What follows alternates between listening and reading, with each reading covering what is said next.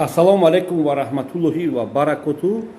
Хеле ки ду рӯз пеш навор карда будем ки бобои қанд на самом деле ҳама рида гум бовар намекунем. Ма ҳамун видеом да гуфтем ки ма боварӣ надорум, и бобои шайтонай мардума просто фреб мекунад. И мана банда ки пеш шумо да шарманда карда ки мана шарманда карда наметавонад, барое ки и просто я шайтон. Ма дар ҳамун видео ман гуфтам ки бобои қанд ма боварӣ надорум ки ҳамин шайтон 200 кило моҳӣ хайр мекунад. Ҳамон чи хайр кардаги нест.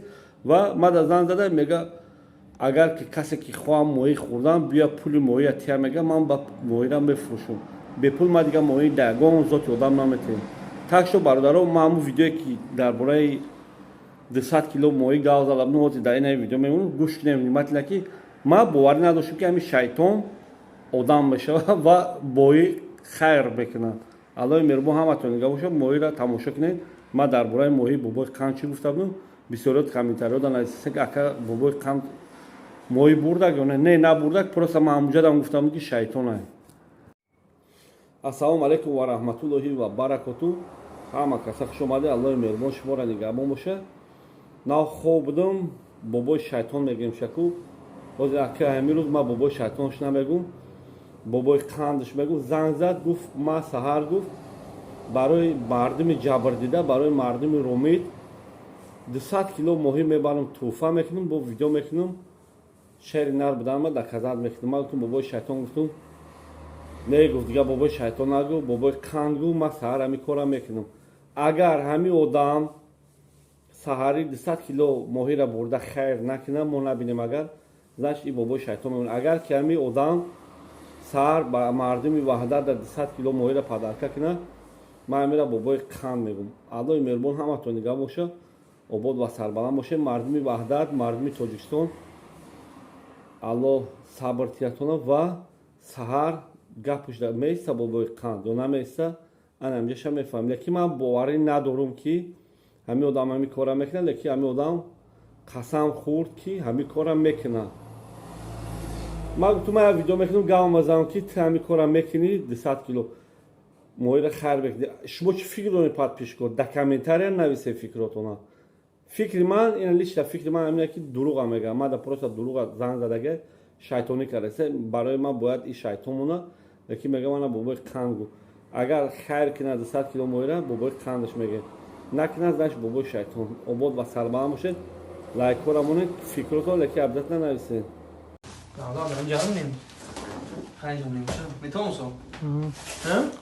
И замзаму браш гӯчка менеш мо падарка менемад.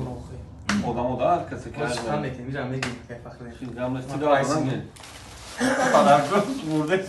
ассалому алейкум ва раҳматуллоҳи ва баракатуҳ. бародари азиз, Аллоҳи меҳрубон ҳаматонро нигаҳбон бошад. дӯстони ман дар ҷои ҳиҷомат қарор дорем. иншоаллоҳ бародармон ака фахрина хуш омадед. ака хуш омадед. ҳиҷомаш кардем акара ина иншоаллоҳ бочка мочка ҳамаш як задем. хиташ хеле скесте ака. Тенҷе охи. На самом деле як борига карадум дар бобоҷон 88 и зимистони буд. дим бор дар ҳаминҷа дар ҳаётам. ҷои беҳтарина улица Чкалова дом 12 пеши Московский вокзал да касе Нижний Новгород здаёне. Ва касе ки мақсад ай Нижний дига шаҳро мебе дураи марҳамат ҳаминҷа ҷои дура. иншоаллоҳ душ дора, фитобочка дора, массаж. Бо мега ки ким чи падарка мегӯ. ма барои падарка сёмка дорам. оз ҳатманиш ҳам мегем ака. бародари азиз, иншоаллоҳ ки мо ин ака айдина ҳуй додем. мақсад ки ана падаркомон айди рӯз мо сар кардем. бародаро ҳар нафаре ки иншоаллоҳ ки меояд, бародари азиз, форма иншоаллоҳ ки як формае ки ман дар фара суратош мемонам. бародарҷоно барои намоз хондан айдам формаи ки шод шумо бародаро дагишен. ана бародаро як донаи форма иншоаллоҳ ки бо метинем. иншоаллоҳ ки бо форма ки тамом шудан, бо аксияҳои хуби дигар дар ҳиҷома мекунем. бародаро имена аз ҳамин компанияи замзам умрае ки бо номи замзам ҳиҷома, бародари азиз, дар Нижний Новгород қарор дорад.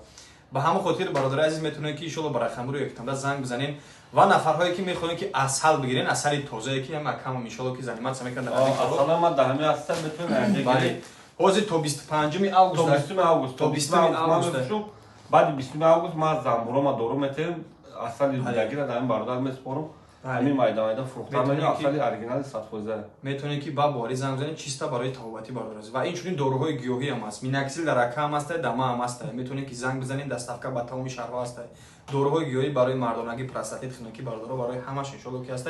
ба ҳамон хотир фақат ай шумо занг бизанед иншоаллоҳ бием ба макони. ва як чизгара дар қайд гирам ки и این برادر یحیی خیلی خوجاین این یگان خوجاین نداره این یگان که مثال یک خیلی باز میگن که وای فلان کتی یگان که زنکار نه برادر از ما خیلی شیر خیلیش مساج میکنه خیلیش جامعه همه کارم اینجا خدمت همه رسانده کارم خونه برادر میکنه برای خود باید خیلی فکر میکنن که مثال باید بگم فلانچه در پچیده سری کنده بله نه برادر عزیز انشالله که ای خدمانای و نفرهایی که میخوان حج عمره برام برادر عزیز نگفتم از این پراشنا سومکا میست دیگه انشالله فرما هستن سومکا برادر عزیز نه هم برادر عزیز ریس داریم انشالله از مسکو برادرایی که حج عمره رفتنین میتونن که با رقم‌های دیگری زنگ بزنین برادر اینای انا گروزا پریوز داریم برادر عزیز تاجیکستان از همین نیژ نوگورод برادر عزیز میره و همین انا برادرها همه خدمت رسانی هستن حالا یک چیز دیگر نگفت ای خاطرش برآمد بنازکی امی زمزم عمره همیو جمعه امی یحیی در نیژ نوگورод برای مادرها و برای زنها هوی میکنن معدل نه مثال اونجا فقط زنکا میشه بعد مثال همون جایی که مثال عدل کمی جای زنکا میشه مردکا و طرفان را خیر اگر اپورا خوارا را زناتون که برده خطون ایدر نداریم برای کجا توکا کلکتیو زنکا میشه بله ایشالله هم کتیش میشه اونجا ریمونتش رفته سر ایشالله هم نتیجه میشه میشه بنازکی برای مادر و خواهرها میشه برادرها میتونن که بیاین مادر و خواهرها انشالله هجوم کنن خدای مهربان همه نگهبان باشد برادر عزیز در خدمت هستیم درودی سرشاری پرمهر و محبت برای شمایان دوستان عزیز هواداران و نفرانی که ما را گوش میکنند دستگیری میکنند سپاسگزار هستیم خدا باشد یک خبر خوش برای خواهران و مادران عزیز که البته یعنی ما را انتظار کنند میخواهید که مادران عزیز و خواهران عالی قدر صاحبی چیپته‌های هواپیمایی با نرخ‌های دسترس گشته باشید پس میتوانید به این رقمی که در زیر اشاره شده است میتونید زنگ زده باشید طریق واتساپ میتونید صحبت کرده باشید تنها برای زنها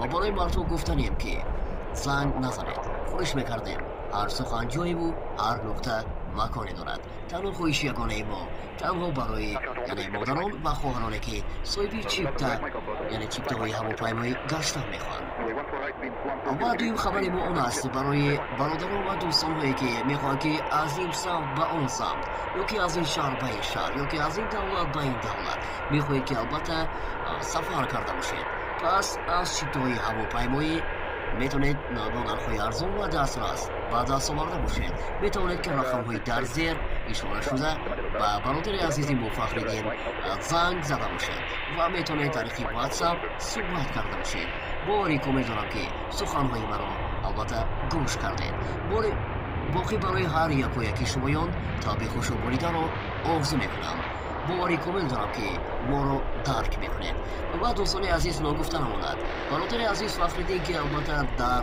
خریبی هستند تمامی اون دوستان هایی که در خدمت هستند به یگا ممانعت به یگا مشکلی کارهای شما را البته به انجام رسانده ایزادند فقط البته دوستان عزیز وقتی که این کانال را شما دستگیری میکنید البته که شما را دستگیری میکنند وقتی که شما البته کانال را جوی میکنید حقیقتا البته نمیشود که کار شما پیش رود برای همه دوستان در حقیقت میگویند که یعنی وقتی که انسان در حیات یک نفر را دستگیر میکند یک سخنی خوش میکند و برای پیش بردن کانالش مبارزه میبرد البته که آن نفر هم حرکت میکند که این نفر را دستگیر کند باقی برای شما دوستان عزیز برنامه میخواهیم